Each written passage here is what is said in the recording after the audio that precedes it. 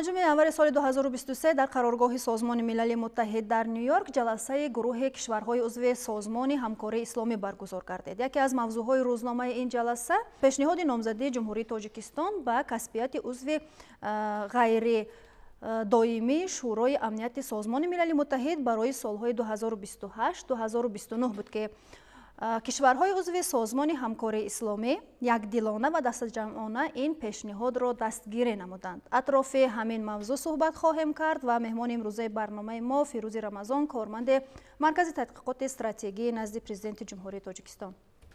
Хуб, хуш омадед ба студияи телевизиони Ҷаҳонамо. Ташаккур. Медонем ки ин бори аввал аст ки Ҷумҳурии Тоҷикистон номзадии худро барои касбияти узвияти ғайридоимӣ дар Шӯрои амнияти Созмони Милали Муттаҳид пешниҳод мекунад. Касби ин узвияти яксола барои Тоҷикистон чӣ медиҳад? Ин дар бораи нуфуз ва мавқеи боз ҳам баландтари Ҷумҳурии Тоҷикистон дар ҳалли масъалаҳои байналмилалӣ мебошад ва шумо медонем ки аллакай Ҷумҳурии Тоҷикистон дар зарфи 31 соли истиқлоли давлатии худ тавонист ки он таҷрибаи ва зарфиятҳои муҳими масъалаҳои муносибатҳои байналмилалӣ ва ҳамчунин таҷрибаи бартараф кардани мушкилотҳои байналмилалӣ аллакай таҷрибаи бузургро касб намудааст ва ин чизро ба назар гирифта аллакай аз ҷониби созмонҳои бо нуфузи ҷаҳонӣ ва хусусан ин масъалаи пешбарии номзадии Ҷумҳурии Тоҷикистон ба аъзогии ғайридоимии Шӯрои амнияти Созмони Милали Муттаҳид пешбарӣ намуданд. Пеш аз ҳама дар нуфузи Ҷумҳурии Тоҷикистон аст ва мавқеи расмӣ ва эътироф гардидани Ҷумҳурии Тоҷикистон ба сифати яке аз кишварҳои муҳим ва калидӣ дар минтақа ва ҷаҳон ва ҳамчунин яке аз кишварҳои ташаббускор дар арсаи байналмилалӣ муаррифӣ мегардад. Хуб, меъёру ҳуқуқҳои шомил шудан ба узвияти ғайридоимии Шӯрои амнияти Созмони Милали Муттаҳид кадомҳоянд? ҳадафи асосии фаъолияти худи Шӯрои амнияти Созмони Милали Муттаҳид пеш аз ҳама ба танзим даровардани муносибатҳои байналхалқӣ ва бартараф сохтани низоъҳо ва мушкилотҳое ки байни давлатҳо мегарданд ва вазифа ва салоҳияти асосии ин шӯро, фаъолияти ин Шӯрои амният ки яке аз сохторҳои калидии Созмони Милали Муттаҳид мебошад, пеш аз ҳама дар ҳифзи суботи сиёсии байналмилалӣ ва амнияти байналмилалӣ мебошад. Ва дар он ҷо пеш аз ҳама меъёрҳо дар он аст ки шӯро фаъолият мекунад дар доираи консепсияҳу барномаҳои худаш ва албатта аз оғози фаъолияти худаш ин Шӯрои амният 15 аъзо дорад. 15 кишвари аъзо дорад ки аз онҳо 5 то аъзои доимии ҳамин созмон ҳастанд, ҳамин Шӯрои амният ҳастанд ки ино Федератсияи Русия, Хитой, Иёлоти Муттаҳидаи Амрико, Британияи Кабир ва Франсия мебошанд. 10 та кишварҳои дигар ино аъзои ғайридоимии ҳамин шӯро ба шумор мераванд ки фаъолияташон ва интихобашон ба тариқи пешбарӣ мешавад ва аз ҷониби Ассамблеяи Генералии Созмони Милали Муттаҳид, аз ҷониби кишварҳои аъзои Созмони Милали Муттаҳид, яъне ба тариқи овоздиҳӣ интихоб мегарданд. Ва меъёри асосӣ дар он ҷо ин хел аст ки аз байни ҳамин 10 кишвар 5 кишвараш ҳатман бояд аз кишварҳои минтақаи Африқо ва Осиё бошанд, 2 кишвари дигар аз Аврупои ғарбӣ бошанд, 1 кишвар аз Амрикои Лотинӣ ва 2 кишвари дигар аз Аврупои Шарқӣ бояд бошанд. Яъне мавқеъ ва хусусияти минтақавӣ дар ин ҷо касб мекунад ва меъёри асосии интихоби ин кишварҳо дар хусусияти минтақавиро дора аст. Дар ин масъала яъне таҷрибаи кишварҳо ба назар гирифта мешавад, мавқеи кишварҳо ба назар гирифта мешавад ва пеш аз ҳама имиҷи давлатдории онҳо ба назар гирифта мешавад.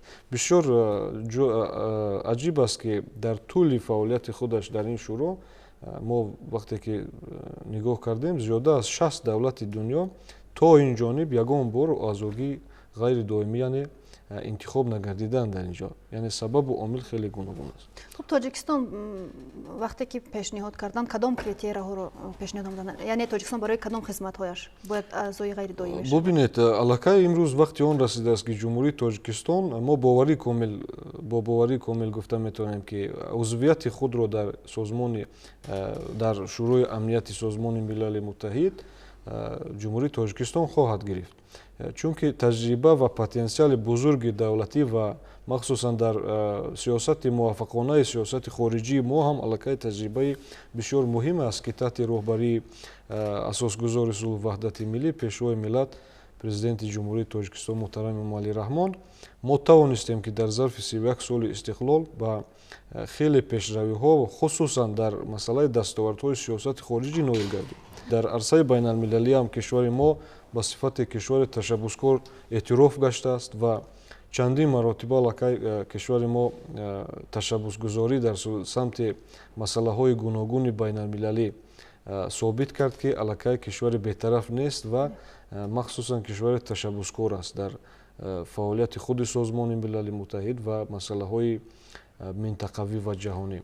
Бубинед ки бори панҷум аст ки Тоҷикистон аллакай ташаббусгузорӣ дар самти масъалаҳои байналмилалии обу иқлим мекунад ва аллакай бори панҷум масъалаи ҳифзи пиряхҳо ки соли 2025 эълон карданд ва мо медонем ки ин як қадами устуворе барои боз ҳам ҷонибдорӣ аз Ҷумҳурии Тоҷикистон дар масъалаи узвият ба Шӯрои амният пешбарӣ мешавад, чунки дар 2025 мо шумо медонем ки Тоҷикистон раисикунандаи ин конференсияи сатҳи байналмилалии масъалаи ҳифзи пиряхҳо мешавад ва ин аллакай боз аз нуфуз ва мавқеи Ҷумҳурии Тоҷикистон дар арсаи байналмилалӣ нишонгар аст. Яке аз фаъолиятҳои бевоситаи Шӯрои амният ин масъалаи амнияти минтақавӣ ва ҷаҳонӣ аст. Мо медонем ки Ҷумҳурии Тоҷикистон ба сифати узви комилҳуқуқи Созмони Милали Муттаҳид аз оғози давраи истиқлолият то инҷониб дар масъалаи бартараф сохтани таҳдиду хатарҳои байналмилалӣ ҳам нақши калидӣ доштааст ва дорад имрӯз ва мо медонем ки масъалаи яке аз масъалаҳои доғи рӯз ки ин густариши созмонҳо фаъолияти созмонҳои террористию экстремистии байналмилалӣ мебошад ва дар ин масъала Тоҷикистон дар сафи пеш аст ва бо барномаҳои худ бо пешниҳодҳои худ аллакай дар ҷомеаи ҷаҳонӣ мавриди эътироф қарор гирифтааст. Хуб, ҳоло ки аксари кишварҳои узви Созмони ҳамкории исломӣ аз номзадии Тоҷикистон ҷонибдорӣ карданд, мо метавонем бигӯем ки кишвари мо барои касби узвияти ғайридоимӣ дар Шӯрои амнияти Созмони Милали Муттаҳид як қадами бузурге ба пеш гузошт ва боз кадом роҳҳоро бояд тай намояд ки ин узвият ба даст биёяд? Албатта ин боиси хурсандӣ аст ки кишварҳои Созмони ҳамкории исломӣ ки онҳо теъдодашон зиёда аз 55 давлат аст, онҳо якдилона овоз доданд ва ҷонибдорӣ карданд аз пешбарии номзадии Ҷумҳурии Тоҷикистон ба аъзогии ғайридоимии Шӯрои амният. Ва ин албатта хурсандиовар аст. Кишвари мо дар ҳам аз ҷиҳати ҷуғрофӣ ва ҳам аз ҷиҳати стратегӣ дар як мавқеи хеле муҳими ҷаҳонӣ қарор дорад ва дар муносибатҳои байналмилалӣ дар масъалаҳои геополитикӣ нақши калидӣ дорад ва хоҳу нохоҳ мо ба масъалаи нақши Ҷумҳурии Тоҷикистон дар ҳалли масъалаҳои дохилӣ минтақавӣ ва байналмилалӣ албатта ҳам пешниҳодҳо ва ҳам тавсияҳои судманд гирифта хоҳад шуд. Мо шумо медонем ки то имрӯз ҳам дар масъалаҳои гуногуни амнияти минтақавӣ ва ҷаҳонӣ аз президенти Ҷумҳурии Тоҷикистон ҷаноби олӣ муҳтарами Эмомалӣ Раҳмон ба сифати роҳбари давлати Тоҷикистон аз ҷониби ҳам сиёсатмадорони бонуфузи байналмилалӣ ва ҳам роҳбарони созмонҳои минтақавӣ ва ҷаҳонӣ тавсияҳо ва машваратҳои зиёде гирифта шуданд, хусусан дар масъалаи қазияи Афғонистон. Бинед ки андеша ва мавқеи Ҷумҳурии Тоҷикистон ҳамин хел баланд ва ҳамин хел муҳим аст ки кишварҳои ҷаҳонӣ ва хусусан созмонҳои байналмилалӣ бе ҳамкорӣ бо Ҷумҳурии Тоҷикистон барномаҳои худро дар минтақа иҷро карда наметавонанд. Бале, Ҷумҳурии Тоҷикистон фикр мекунед баъд аз касбияти умуман касб кардани узвияти ғайридоимӣ дар солҳои 2028-2029 чӣ гуна метавонад дар сатҳи ҷаҳонӣ нақшофарӣ кунад? Бинед ки номзадии бисёр муҳим аст. Вақте ки мо дарк кунем ки номзадии пешбарии номзадии Ҷумҳурии Тоҷикистон ба сифати аъзои ғайридоимӣ ба замоне рост мебиёяд ки вазъияти ҷаҳонӣ хеле муташанниж аст ва хусусан таҳдиду хатарҳои замони муосир ва ин масъалаҳо ба амнияти глобалӣ таҳдиди бевосита доранд ва албатта вақте ки номзадии ҷумҳурии тоҷикистон пешниҳод мешавад, пеш аз ҳама кишвари мо дар тӯли фаъолияти худаш дар ин аъзогии шӯрои амният метавонад манфиатҳои кишварҳои минтақаро дар он ҷо намояндагӣ кунад, яъне минтақаи Осиё марказӣ. ин бисёр муҳим аст ва мо медонем ки бисёр масъалаҳои муҳиме ҳам аз ҷиҳати амниятӣ ва ҳам аз ҷиҳати тағйирёбии иқлим дар Осиё марказӣ аллакай ҳассос, масъалаҳои ҳассос ҳастанд ва инҳоро бояд намояндагӣ худи ҳамин кишварҳои аъзои ҳамин кишварҳо дар аъзогии созмонҳои бонуфузи ҷаҳонӣ бошад.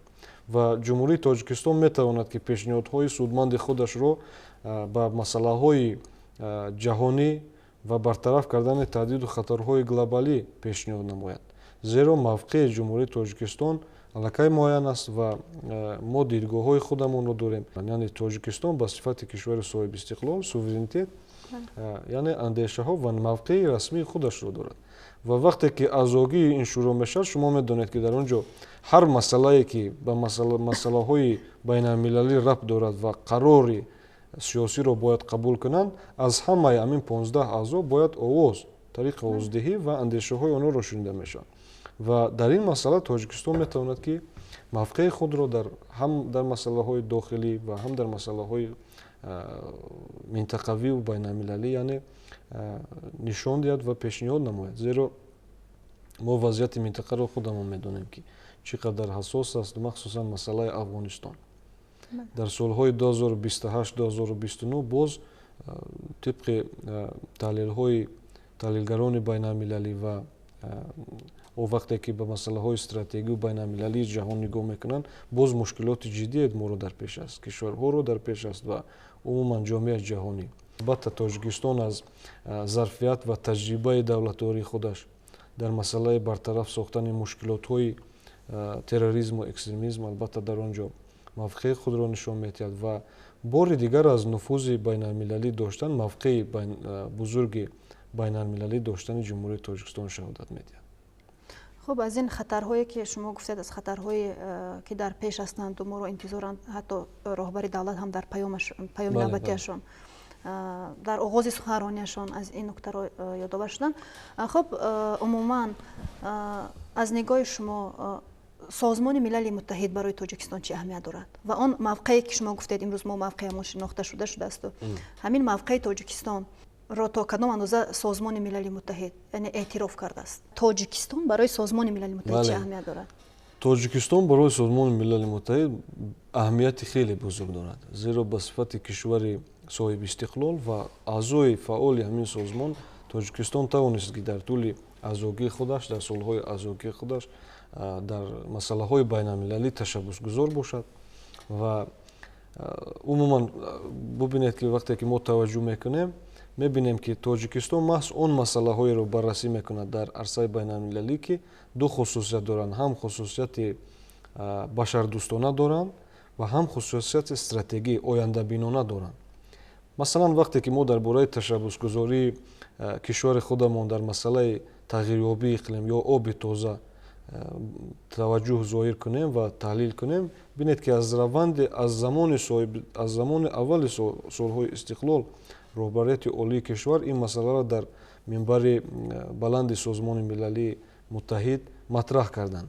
Яъне он хосияти ояндабинонаро дошт ва имрӯз аллакай бо гузашти чандин даҳсолаҳо мо дидем ки аллакай мо дидем ки масъалаи тағйирёбӣ, масъалаи оби тоза яке аз масъалаҳои калидӣ ва проблемаи ҷиддии ҷомеаи ҷаҳонӣ табдил шуд. Ва он тавсияҳое ки роҳбари давлат доданд ва он ташаббусгузориҳо дар масъалаи даҳсолаи байналмилалӣ барои рушди устувор ки охиро маротиба аз ҷониби кишварҳои созмони милали муттаҳид эътироф гардид, инам хурсандибахш аст. Аллакай ҷомеаи ҷаҳонӣ дарк карданд ки он масъалаҳое ки Тоҷикистон баррасӣ мекунад, инҳо масъалаҳои ояндабинонаро доранд ва хусусан ин пешниҳодҳо хусусияти башардӯстонаро дорад. Зеро ки бинед ҷумҳурии Тоҷикистон аз ҷиҳати захираҳои обу энергетикӣ дар минтақа ҷои аввалро ишғол мекунад. мо метавонем ки яктарафа бошем масъалаи обу, чунки худамон ин чиза надорем, проблемаи аз ҷиҳати танқисӣ аз масъалаи об ва захираҳои оби ошомиданӣ. Лекин вақте ки мо ба масъалаи ҷаҳонӣ нигоҳ мекунем ва мехоҳем ки як кишвари ташаббускор дар масъалаи байналмилалӣ ва дар арсаи ҷаҳонӣ мавқеи худро дошта бошем, аллакай аз ҷониби ҷомеаи ҷаҳонӣ пешниҳодҳо, яъне пешниҳодҳои ҷумҳурии Тоҷикистон эътироф гаштанд. аз ҷониби бисёр кишварҳои аъзои Созмони Милали Муттаҳид пешниҳодҳои зиёде мешаванд, лекин онҳо хусусияти кӯтоҳмуддатро доранд. ва вақте ки мо масъалаҳои пешниҳодҳои ташаббусгузориҳои ҷумҳурии Тоҷикистонро мебинем, инҳо хусусияти дарозмуддатро доранд, хусусияти стратегӣ доранд, ки дар солҳои зиёда дар бар мегиранд. ё масъалаи терроризму экстремизм. Ташаббусгузории ҷумҳурии Тоҷикистон дар масъалаи бартараф сохтани мушкилоти амниятӣ, терроризм, густариши гурӯҳҳои террористӣ ва экстремистӣ дар минтақа ва ҷаҳон яке аз масъалаҳои муҳим аст. ду конференсия бузурге ки аз ҷониби ҷумҳурии Тоҷикистон бо ташаббусгузории кишвари мо дар шаҳри Душанбе гузаштанд, тамоми сарони давлатҳо дар он ҷо иштирок карданд, тамоми созмонҳои минтақавӣ ва ҷаҳонӣ дар он ҷо иштирок карданд ва мавқеи расмии ҷумҳурии Тоҷикистон шунида шуд аз ҷониби роҳбари давлат. Ва бинед ки дар ин ҷа масалан роҳбари давлатамон муҳтарами Эмомалӣ Раҳмон дар ҳамин конференсия рӯи рост ва мавқеи расмии худашонро ба сифати роҳбари ҷумҳурии Тоҷикистон пешниҳод карданд ва гуфтанд, ки агар мо хоҳем ки воқеан як ҷаҳони аз лиҳози амниятӣ амн дошта бошем ва суботи сиёсӣ дар саросари ҷаҳон устувор бошад, мо бояд махсусан он кишварҳои абарқудрате ки паси парда созмонҳои террористиро дастгирӣ мекунанд, маблағгузорӣ мекунанд, онҳо бояд аз сиёсати духӯра ё меъёрҳои дугона даст кашанд. ин як мавқеи бисёр расмӣ ва бисёр муҳим буд дар он замон барои кишварҳое ки мо шумо медонем имрӯз фаъолияти гурӯҳҳои террористӣ ё экстремистӣ мутаассифона аз ҷониби баъзе кишварҳо ҳам дастгирӣ мешавад ва маблағгузорӣ мешавад. Ин чизи ошкоро аст ва пӯшида нест. Бинобар ин он масъалаҳое ки дар масъалаи амниятӣ бошад, хусусан яке аз салоҳиятҳои асосии шӯрои амнияте ки аъзои он Тоҷикистон мешавад, яке аз салоҳиятҳояшон таъмини амнияти минтақа ва ҷаҳон аст. ва Тоҷикистон аллакай ин таҷрибаро дорад. Мо шумо медонем ки махсусан кишвари мо баъд аз ба даст овардани истиқлолият бо ҷанги шаҳрвандӣ, таҳмилии шаҳрвандӣ рӯбарӯ шуд ва баъд аз ин масъаларо бартараф сохта дар арсаи байналмилалӣ нуфузи худро пайдо кард. Ин дар ҷаҳон назир надорад. Ин хеле кишваре ки махсусан бо мушкилоти дохилии худашро дар як муддати кӯтоҳ бартараф созад ва дар арсаи байналмилалӣ яке аз кишварҳои ташаббускор гардад. Ин хеле муҳим аст ва аз ҷиҳати дигар мо дар ҳамсоя кишвари яке аз давлатҳои хеле ҳассос қарор дорем ки ин масъала ҳам ба амнияти минтақа ва ҷаҳон таҳдиди зиёдеро дар оянда ҳам хоҳад эҷод кард ва дар ин масъала Тоҷикистон метавонад мавқеи расмии худро аз минбарҳои баланди Созмони Милали Муттаҳид, яъне пешниҳоди ҷаҳониён гардонад.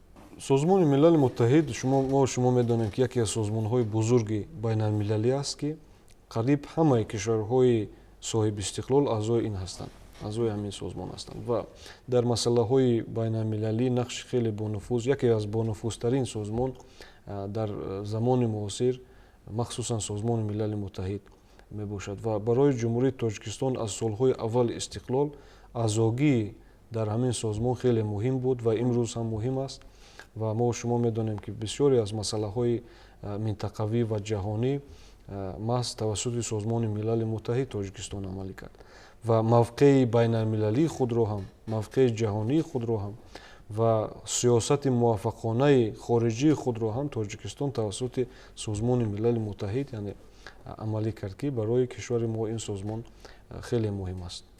خب شما در بالا در مورد تجربه صلح تاجیکان بی‌نظیر بودن تجربه صلح تاجیکان گفتید. بگویید نقش سازمان ملل متحد در صلح آفری تاجیکان چگونه بود؟ ببینید که سازمان یکی از هدف‌های فعالیت سازمان ملل متحد همین است که در مسئله‌های اون کشورهایی که با نزاع داخلی روبرو هستند در آنجا باید مساعدت کند و مشکلات را برطرف سازند و در تجربه صلح تاجیکان هم سازمان ملل متحد به صفت سازمان با نفوذ جهانی ما میتوانیم گفتن که یکی از زمینه‌گذار اساسی نشست یا مذاکرات های صلح تاجیکان بود. نه برطرف ساختن مشکلات داخلی، چون که اگر در اینجا اراده خود ملت تاجیک نمی بود агар дар ин ҷо сиёсати хиратмандонаи роҳбари давлат, лидери сиёсӣ, нақши лидери сиёсӣ дар ҳалли моҷароҳои сиёсӣ хеле муҳим аст. агар ин чизҳо намебуд, созмони милали муттаҳида муваффақ намешуданд дар ин масъала, чунки таҷрибаи кишварҳои гуногун нишон дод, ки дар он ҷо ҳам созмони милали муттаҳид нақши миёнрав ва нақши тарафи сеюмро бозӣ карда истодааст. Масалан, Ливия, Сурия нишон дод, Афғонистон чанд сол шуд, чанд даҳсолаҳо созмони милали муттаҳид ба сифати созмони ё тарафи сеюм дар ин масъала, дар ҳалли моҷароҳои Афғонистон иштирок дорад. Лекин вақте ки сарвари сиёсӣ набошад, лидери сиёсӣ набошад, мавқеи расмии як миллати воҳид набошад, чӣ гуна вай метавонад ба ҳалли масъалаҳои дохили давлатӣ яъне ворид кунад. Аммо аз ҳар ҷиҳат мо роҳбари давлати мо, президенти кишвар муҳтарами Эмомалӣ Раҳмон дар чандин баромадҳои худашон аз нақши созмони милали муттаҳид, аз кӯмакҳои созмони милали муттаҳид ба некӣ ёд карданд ва яъне дар масъалаи байналмилалӣ ва масъалаи дохилӣ ҳамон 5 соли ҷанги таъмилии шаҳрвандӣ нақши созмони милали муттаҳид ба сифати тарафи сеюм ва миёнрав дар байни нерӯҳои гуногуни сиёсӣ дар Тоҷикистон нақши хеле муҳим бозид. хуб, дар охир шумо ояндаи ҳамкории миёни Тоҷикистону созмони милали муттаҳидро чӣ гуна мебинед ва чӣ пешниҳодҳо доред барои боз ҳам беҳтар шудани ин ҳамкориҳо? Бинед ки вақте ки мо дар бораи таҷрибаи ҳамкориҳои Тоҷикистону созмони милали муттаҳид мегӯем, вақте ки суханрониҳои дабири кулли созмони милали муттаҳид дар масъалаи мавқеи Тоҷикистон ва муносибатҳои Тоҷикистон нигоҳ мекунем, бинед ки чӣ қадар баҳои баланд доданд ба муносибатҳои Тоҷикистон ва яке аз кишварҳои сулҳхоҳ ва сулҳофар эътироф шуд ҷумҳурии Тоҷикистон. Ва шумо бинед ки кишвари мо, сиёсати хориҷии кишвари мо чунон тарғизӣ шудааст, ки сиёсати дӯстона, сиёсати башардӯстона ва сиёсати сулҳхоҳонаро бо тамоми кишварҳо баро мондааст ва яке аз кишварҳои намунавӣ дар созмони милали муттаҳид аст. Ва мо инро на дар сухан, балки дар амал нишон дода истодем. Кишвари мо ки таҷрибаи сулҳофарӣ дар дохил дошт, бо роҳбарии президенти ҷумҳурии Тоҷикистон, ҳамчун лидери сиёсӣ дар асри 21, беҳуда нест ки аз ҷониби созмони милали муттаҳид ҳам унвони фахрии лидери сиёсии асри 21 ба пешрои миллат тақдим гардид, ки ин боиси ифтихори тамоми тоҷикистониён аст. аз ин хотир нақши Тоҷикистон бо ҳамкориҳои Тоҷикистон бо созмони милали муттаҳид ин бениҳоят таҷрибаи бузург аст ва дар оянда ҳам вақте ки мо умеди бузург дорем ки баъд аз касбияти азогии ҷумҳурии Тоҷикистон дар азогии ғайри доимии шӯрои амнияти созмони милали муттаҳид боз ҳам ҳамкориҳои созмони милали муттаҳид бо ҷумҳурии Тоҷикистон афзоиш меёбад ва дар масъалаҳои байналмилалӣ боз ҳам нақшаҳои созандаи ҷумҳурии Тоҷикистон ҳатман аз минбарҳои баланди ин созмон садо хоҳанд дод. Ташаккури зиёд ба шумо барои як суҳбати пурмуҳтаво. Бинандаҳои арҷманд, ёдовар мешавем ки суҳбате доштем бо Фирӯзи Рамазон, корманди маркази тадқиқоти стратегӣ назди президенти ҷумҳурии Тоҷикистон, вобаста ба пешниҳоди номзадии ҷумҳурии Тоҷикистон ба касбияти умуман касби узвияти ғайридоимӣ дар шӯрои амнияти созмони милали муттаҳид дар солҳои 2028-2029. инҷо барномаи мо анҷом меёбад. барномаҳои дигари шабакаи ҷаҳоннамо идома доранд. Бо мо бошед.